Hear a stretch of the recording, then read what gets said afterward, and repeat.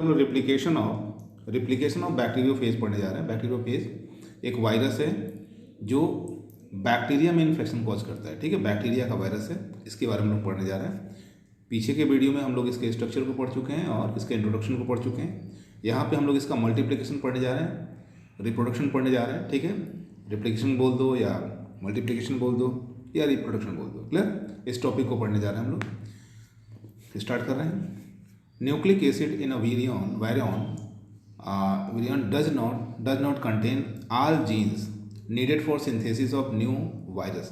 याद रखिएगा, कोई भी वायरस हो उसका जो न्यूक्लिक प्रोटीन है, ठीक है, वायरस होता ही है न्यूक्लियो प्रोटीन। क्लियर, वायरस होता ही है न्यूक्लियो प्रोटीन।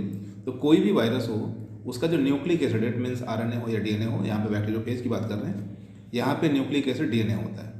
तो कोई भी वायरस हो उसका जो जीन है, न्यूक्लिक एसिड है, उसमें वो सारे जीन नहीं होते जिससे वो खुद एक नए वायरस का निर्माण कर पाए, एक नए वायरस का सिंथेसिस कर पाए। Although genes governing the synthesis of variance structural component are present in its nucleic acid. याद रखिएगा, लेकिन वायरस को बनाने वाले जो स्ट्रक्चरल कंपोनेंट होते हैं, जैसे वायरस की अगर हम बात करें तो बैक्टीरियोफेज की बात करें तो इसके पास हेड होता है, टेल होता है, कॉलर होता है, टेल प्लेट होता है, टेल फाइबर्स होते हैं और भी कंपोनेंट होते हैं इसके बॉडी में। क्लियर, तो इनको बनाने वाले जीन्स इसके न्यूक्लिक एसिड पर हैं, यानी स्ट्रक्चरल कंपोनेंट को बनाने वाले जो जीन्स हैं वो वायरस के डीएनए पे मौजूद हैं। Clear, present in its nucleic acid. The enzyme needed for protein synthesis, ribosome, transfer RNA and energy production and supplied by host cell. याद रखो, वो वायरस जो है उसके पास जो जीन्स हैं वो खुद के स्ट्रक्चरल जीन हैं, लेकिन जो प्रोटीन बनाने के लिए एंजाइम चाहिए होगा, राइबोसोम चाहिए होगा, ट्रांसफर आरएनए चाहिए होगा या एनर्जी की जो ज़रूरत पड़ेगी वो होस्ट से मिलने वाला है। जिस बैक्टीरिया में इन्फेक्शन करेगा ये, उस बैक्टीरिया से ये सारी चीज़ों को प्राप्त कर रहा होगा। याद रखिएगा, आगे बात कर रहे हैं। These are used for synthesizing viral protein including viral enzyme। याद रखिएगा, इन सारी चीज़ों को की जरूरत पड़ेगी वायरस प्रोटीन को बनाने के लिए और वायरस के एंजाइम्स को भी बनाने के लिए। आगे, for a virus is multiply it must be invade a host cell. ठीक है, अगर सारा कुछ होस्ट से मिलने वाला है, यानी वायरस के लिए जितनी भी जरूरी चीज़ें बनने वाली हैं होस्ट में बनने वाली हैं, तो वायरस को होस्ट के अंदर जाना पड़ेगा। क्लियर, इसके कारण वायरस टू मल्टीप्लाई, अगर वायरस को मल्टीप्लाई होना है, नंबर अपने बढ़ाना है, तो इसे होस्ट सेल के अंदर पहुंचना पड़ेगा and take over the host metabolic machinery. अंदर जाने के साथ ही साथ जो होस्ट के अंदर मेटाबॉलिक प्रोसेस चल रहा है उसको चलाने वाले जो स्ट्रक्चर्स हैं, जैसे राइबोसोम है, एंजाइम्स हैं, एनर्जी है, उन सबको टेक ओवर करना पड़ेगा, उन्हें हाईजैक करना पड़ेगा, यानी अपने काम के लिए उनका यूज करना पड़ेगा। वायरस खुद के मल्टीप्लिकेशन के लिए होस्ट की अपनी मेटाबॉलिक मशीनरी को हाईजैक कर लेगा, अपने हिसाब से काम करवाएगा। Once inside the host cell, एक बार जब वो होस्ट सेल के अंदर पहुंच जाएगा, once inside a host cell even a single virus can give rise thousands of viruses. एक बार अगर कोई वायरस अपने पोषक कोशिका के अंदर प्रवेश कर गया तो केवल एक वायरस से हजारों वायरस का निर्माण हो सकता है। क्लियर, या हो जाएगा।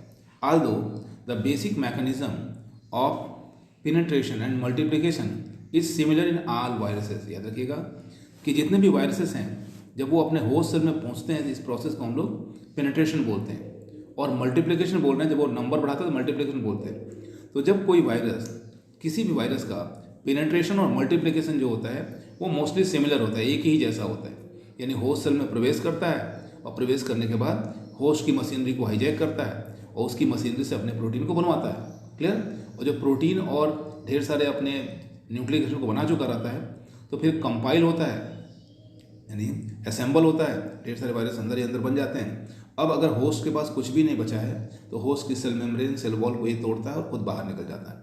ये प्रोसेस जो है, जो मैकेनिज्म है, वो हर वायरस में लगभग समान होता है। The process is best study in bacteriophage. यानी इस प्रोसेस को जो ऊपर हम बोले हैं इसको सबसे अच्छा हम लोग बैक्टीरियोफेज में पढ़ सकते हैं, याद रखिएगा, या समझ सकते हैं। Phase can multiply into 2 alternate methods, याद रखिएगा। जो बैक्टीरियोफेज है वो अपना मल्टीप्लिकेशन नीचे दिए गए दो विधियों से कर सकता है। इसे अल्टरनेट मेथड लिखा हुआ है। वो लाइटिक प्रोसेस के थ्रू कर सकता है, अदरवाइज लाइसोजेनिक प्रोसेस के थ्रू कर सकता है। क्लियर? यानी फेज के मल्टीप्लिकेशन या रेप्लिकेशन, बैक्टीरियोफेज के मल्टीप्लिकेशन या क्या बोलते हैं रिप्रोडक्शन में ये दो तरीके से हो सकता है रिप्रोडक्शन वगैरह। क्या? फर्स्ट वाले को बोला जाता है बेटा लाइटिक साइकिल और दूसरे वाले को बोला जाता है लाइसोजेनिक साइकिल। अब आगे दिया हुआ है the lytic cycle and with death of lysis of host cell. यानी अगर लाइटिक साइकिल चल रहा है, लाइटिक साइकिल के थ्रू कोई बैक्टीरियोफेज बन रहा है, तो बैक्टीरियोफेज का जो अंत है, होस्ट के अंत के साथ ही बैक्टीरियोफेज पैदा होते हैं, ये साइकिल खत्म होती है। यानी होस्ट को मार देगा, यानी बैक्टीरियोफेज जो है वो होस्ट को खत्म कर देगा। Whereas the host cell remain alive. लेकिन जो दूसरा साइकिल है लाइसोजेनिक साइकिल उसमें होस्ट सेल जिंदा बचा रहेगा और नए वायरस भी बनेंगे। ठीक है, हम लोग बात कर रहे हैं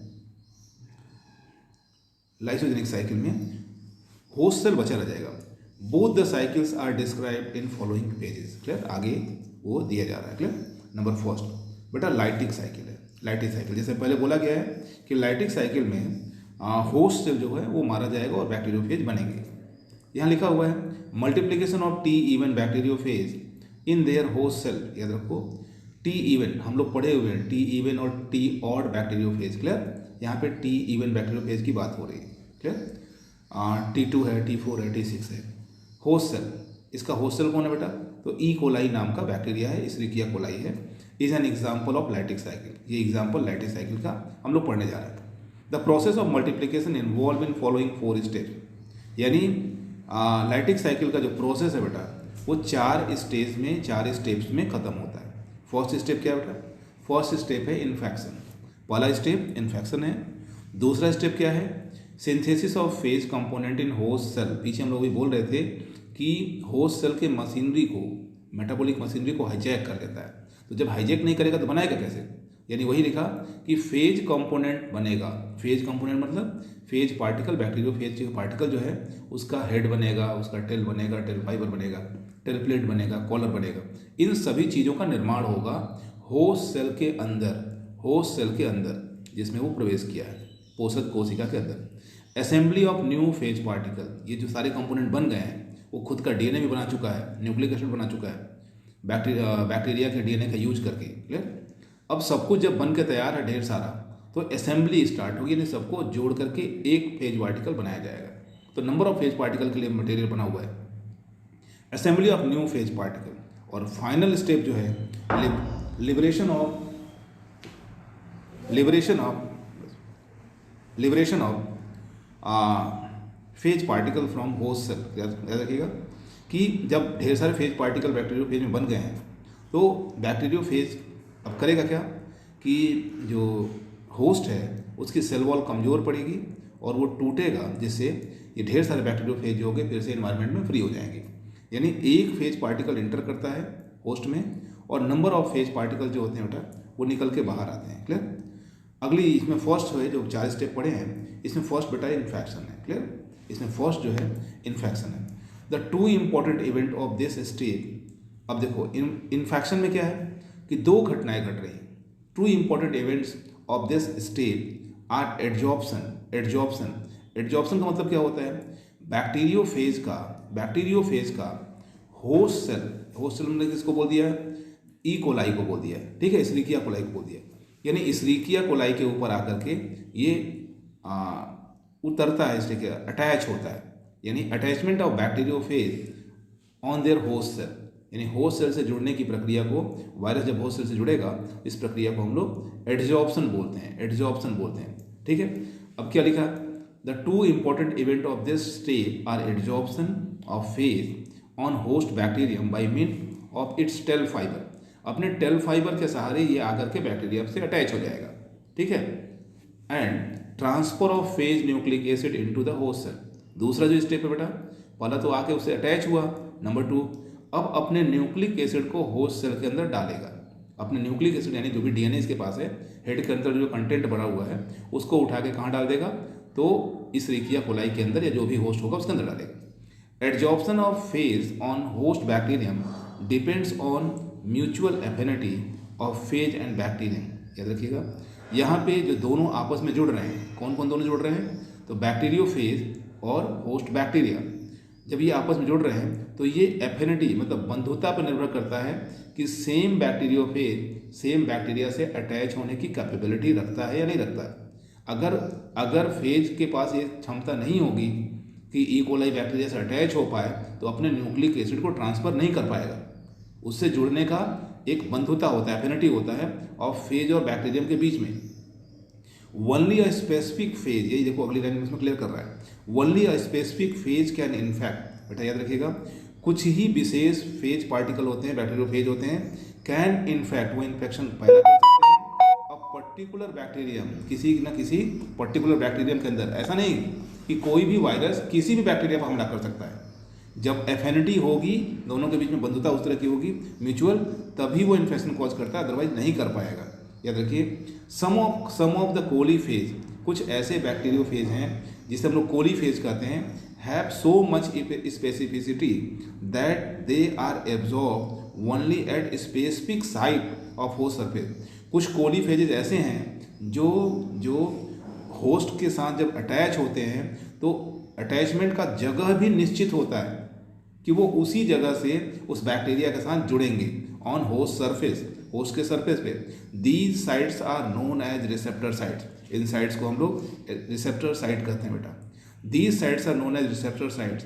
इन addition factors such as composition, viscosity and medium of and temperature also affect. याद रखिएगा, बैक्टीरियोफेज का एडजॉर्प्शन होगा बैक्टीरिया के साथ, लेकिन इस पर कई चीज़ों पे निर्भर करता है।